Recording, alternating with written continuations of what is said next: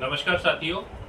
जैसा कि अभी अभी देखने आया, मध्य प्रदेश में एक बहुत ही निंदनीय घटना, जिसकी जितनी निंदा करो उतनी कम है, देखने को आई है। सीधी विधायक के प्रतिनिधि प्रवेश शुक्ला एक आदिवासी वर्ग के एक व्यक्ति के ऊपर पेशाब करते हुए वीडियो वायरल होता है। इतनी दादागिरी प्रवेश शुक्ला की, दबंग टाइप की एक इमेज और आदिवासियों को दबाने की एक कोशिश। ये घटना अपने आप में कई रूपों में हम देखने को मिलती है। ये सिर्फ एक घटना नहीं है। एक तरफ मोदी जी आते हैं और बोलते हैं कि हम सिविल ड्रेस कानून, समान नागरिकता कानून को लाने की बात करेंगे, जिससे एक कानून बन जाए। उसी दौर में भाजपा प्रदेश शासित प्रदेश में, जहां से 20 साल से ज्यादा मुख्यमंत्री शिवराज सिंह चौहान रह लिए, भाजपा शासित है मध्य प्रदेश, वहां पर ऐसी निंदनीय घटना आदिवासी वर्ग के साथ।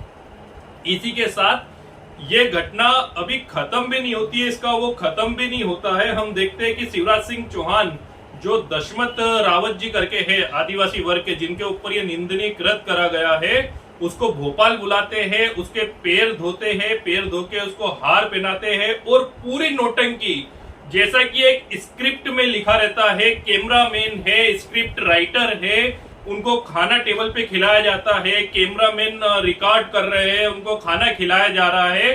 सारी नौटंकी शिवराज जी द्वारा करी जाती है। और ये दशरथ मांझी के, रावत जी के पांव धोए शिवराज ने, और उनके पांव सूखे भी नहीं होंगे दशमत जी के, कि मध्य प्रदेश में एक और घटना होती है शिवपुरी जिले में। वहां पर 2 आदिवासी युवकों के साथ मुंह काला करके, जूते चप्पल की माला पहनाकर, और उनके मुंह में गंदगी मेला ठूस दिया जाता है। यहां तक कि उनके ऊपर मल फेंका जाता है और उनके मुंह में मल ठूस दिया जाता है। ये और निंदनीय हरकत है और निंदनीय घटना है। और इसी के साथ ये घटना भी मीडिया में आती, उसके पहले एक और घटना शहडोल में, एक आदिवासी वर्ग की महिला का बच्चे को सांप काट लेता है और उस बच्चे की मृत्यु हो जाती है। और वहां पर अस्पताल के अंदर एक पुलिसकर्मी उस महिला को चाटा मार देता है। यानी आदिवासी वर्ग के साथ इतनी नफरत, अनुसूचित जाति जनजातियों के साथ इतनी नफरत आखिर पैदा कहां से हो रही है? ये घटनाएं रुक क्यों नहीं रही है? अब मैं शिवराज जी की उस बात पे आता हूं कि उन्होंने दशमत जी को बुलाया, वहां पांव धोए, खाना खिलाया, शाल पहनाई, हार पहनाए। अब वो शिवपुरी के जो दलितों के साथ हुआ, क्या उनको भी वहां पर बुलाकर खाना खिलाएंगे? या उस महिला, शेडोल वाली जो महिला के बच्चे की मृत्यु हो गई और उनको बिल्कुल चाटा मार के अनादर करा गया, क्या उस महिला को भी वो बुलाएंगे? मैं शिवराज से पूछना चाहता हूं कि किस किस को बुलाएंगे और किस किस को हार पहनाएंगे और किस किस के साथ ये नौटंकियों वाले फोटो आप पोस्ट करोगे? क्योंकि ये घटना रुकी नहीं रही है। एक तरफ इस देश में तानाशाह की तरह राज करते हुए माननीय प्रधानमंत्री नरेंद्र मोदी सिविल कोड की बात करते हैं, समान नागरिकता कानून की बात करते हैं।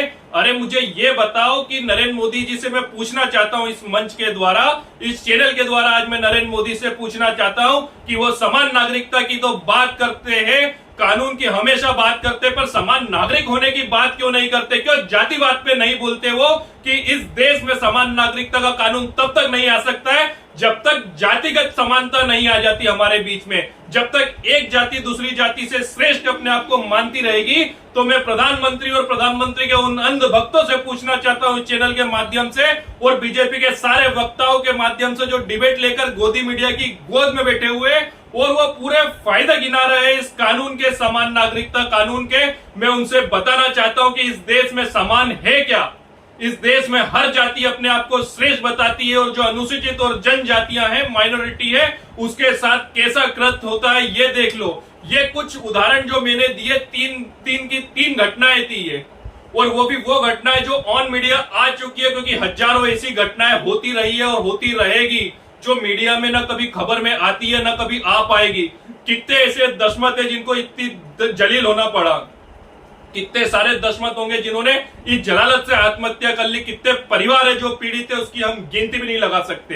अगर हम 2022 के नेशनल क्राइम के आंकड़े देखें तो वो खुद अपने आप में गवाह देते हैं कि अभी अभी ज्यादातर जातिगत मामले बीजेपी के नरेंद्र मोदी शासन में आने के बाद ज्यादातर ये हमारे जातिगत मामले, जातिगत हिंसा, जातिगत भेदभाव बढ़ी है। ये मेरा खुद का नहीं है, ये खुद नेशनल आंकड़े हैं ये सब चीजों के। तो मैं माननीय शिवराज सिंह चौहान से पूछता हूं कि ये नौटंकियां बंद करो, खाना खिलाने की, ये करने की, कितने घरों में खाना खिलाओगे? देश में बात करो, प्रदेश में बात करो। तुम्हारे विधायक के ऊपर सीधी के विधायक का प्रतिनिधि था, विधायक को सीधे सीधे बचाने की कोशिश शिवराज सिंह द्वारा करी जा रही है। प्रवेश शुक्ला के ऊपर कार्रवाई के नाम पर सिर्फ लिपापोती करी जाएगी, बाद में उसको भी बहाल कर दिया जाएगा। वो विधायक जो इन्हीं की पार्टी का विधायक है, अभी तक सस्पेंड क्यों नहीं हुआ? मैं इस चैनल की तरफ से आम जनता और आदिवासी वर्ग की तरफ से पूछना चाहता हूं शिवराज सिंह चौहान से, क्या किसी की बेइज्जती करके, किसी पे पेशाब करने के बाद, क्या उसे खाना खिला देना, उसके पांव धो लेने की नौटंकी करने के बाद क्या उसका आत्मसम्मान वापस लौटाया जा सकता है? क्या उसके साथ जो घटना हुई उसके मस्तिष्क में, जो उसके मनोभाव में आया होगा, क्या उसके परिवार में आया होगा, उसके बच्चों ने देखा होगा, क्या उस मेमोरी को डिलीट किया जा सकता है, उन यादों को डिलीट किया जा सकता है? यह हमेशा एक दंश की तरह उसके परिवार, उसके आने वाले बच्चों को चुभते रहेंगे जो हरकत हुई है।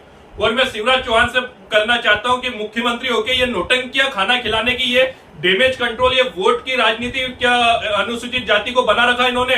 क्या आदिवासी वर्ग को सिर्फ इसीलिए बना रखा है कि कुछ घटना होगी तो सिर्फ लिपापोती करके ऑन मीडिया में उसको खाना खिला देंगे, टेबल पे बिठा के खाना खिला देंगे, मीडिया पूरी लगी हुई है, पूरा स्टाफ इधर लगा हुआ है और नौटंकियां कर लेंगे? तो क्यों, अगर ये नौटंकियां डैमेज कंट्रोल के लिए, तो शिवपुरी के दलितों को क्यों नहीं बुलाया गया अभी तक? शेडोल की महिला को क्यों नहीं बुलाया गया? मैं इसे 10,000 उदाहरण रख सकता हूं, उन लोगों को आज तक क्यों नहीं बुलाया गया वहां पर? सिर्फ ये मीडिया में आ गया तो मीडिया में अच्छा बनने के लिए शिवराज चौहान ये काम करने लग गए कि उनके पांव धो लो और ये शाल पहना दो। मैं आम जनता से पूछना चाहता हूं और मैं आदिवासी वर्ग, अनुसूचित वर्ग और माइनॉरिटी के लोगों से बात करना चाहता हूं, बताना चाहता हूं कि जब तक इस देश में जातिगत समानता नहीं आती है, जब तक हर वर्ग अपने आप को समान नहीं मानता है, जब तक हम ब्राह्मण, क्षत्रिय, राजपूत इन सब में बटे रहेंगे, वैश्य, शूद्र इन सब में बटे रहेंगे, तब तक ये शब्द बेमानी है कि इस देश में समान नागरिकता कानून लाया जाए। सबसे पहले जातिगत समानता लाया जाए। मैं नरेंद्र मोदी को इस चैनल के माध्यम से बोलना चाहता हूं कि सबसे पहले मोदी जी, अगर समानता चाहते हैं आप, तो शिक्षा के क्षेत्र में समानता लाइए। अगर आप समानता चाहते हैं तो स्वास्थ्य के क्षेत्र में समानता लाइए। आप शिक्षा का राष्ट्रीयकरण करके हर बच्चे के लिए समान शिक्षा अधिकार क्यों नहीं लाते? क्यों शिक्षा को लूट की दुकानें बना रखी है कि एक नॉर्मल कोई भी आम जनता अपने बच्चों को पढ़ा ही नहीं सकती है? पूरे जीवन भर की पूंजी या तो उसको बच्चों को पढ़ाने में चली जाती है, या घर में कोई बुजुर्ग बीमारी, उम्र के साथ बीमारी लगती है और बीमार वो हो जाता है तो पूरे घर की जमा पूंजी शिक्षा से अगर वो बच गया तो उसका अस्पताल में पूरा लूट लिया जाता है। क्यों इन दोनों चीजों का राष्ट्रीयकरण नहीं हो सकता? क्यों देश में ऐसी शिक्षा प्रणाली नहीं हो सकती कि आईएएस के बच्चे को भी वही पैटर्न की शिक्षा मिले जो मजदूर के बच्चे को मिले, मंत्री के बच्चे को वही पैटर्न मिले जो एक आम आदमी ठेला चलाने वाले को मिले? क्यों शिक्षा में हम समानता की बात नहीं कर सकते?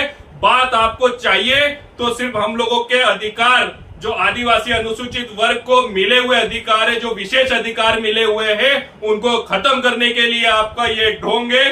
बीजेपी के सारे प्रवक्ता, मीडिया, गोदी मीडिया इन सब चीजों को दिखाने में लगा हुआ है कि किस तरह से समान नागरिकता कानून से मुस्लिमों को दबा दिया जाएगा, शादी रोक दी जाएगी। अरे जो जातिगत हिंसा ऐसी हो रही है, दशमत के साथ हुई है, शिवपुरी जिले में हुई है, शेडोल में हुई है, इन घटनाओं का उदाहरण गोदी मीडिया क्यों नहीं देता कि ऐसी घटनाओं को कौन रोक पाएगा?